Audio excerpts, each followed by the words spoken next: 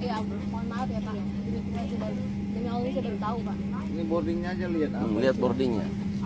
Viral sosok abang ojol mengantarkan pesanan bakpia patok naik pesawat dari Medan ke Jogja.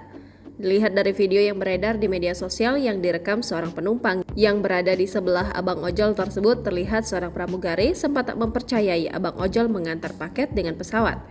Dalam video tersebut, beberapa pramugari tampak menghampiri pengemudi ojek online dan menanyakan tujuan penerbangannya.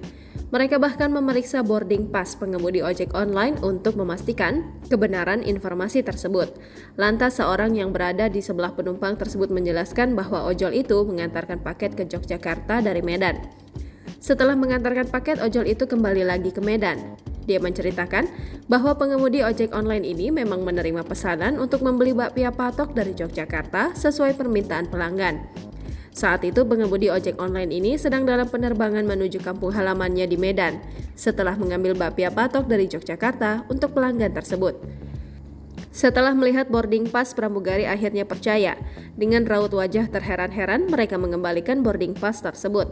Unggahan ini menjadi viral dan banyak netizen yang terheran-heran dengan momen yang langka ini. Banyak yang juga penasaran dengan pelanggan yang memesan bakpia patok tersebut. Berdasarkan informasi yang dihimpun, terungkap sosok ojol yang naik pesawat tersebut. Sosok ojol tersebut diketahui merupakan Erwin Siahaan.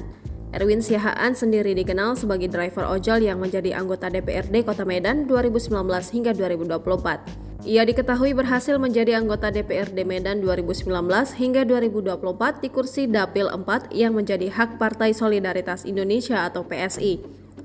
Warga Jalan Pintu Air 4 Gang Maju Kuala Bekala Medan Johor Medan diketahui memperoleh 2038 suara. Perolehan itu sendiri merupakan yang terbanyak di antara caleg PSI lainnya.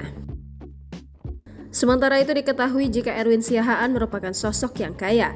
Sebab sepeninggal ibunya, Erwin mewarisi sebagian uang asuransi sang ibu yang berjumlah 102 juta rupiah. Selain itu, sebelum dikenal menjadi driver ojol, Erwin merupakan supir di dalam salah satu bank swasta Medan. Jangan lupa subscribe, share, komen, dan like ya!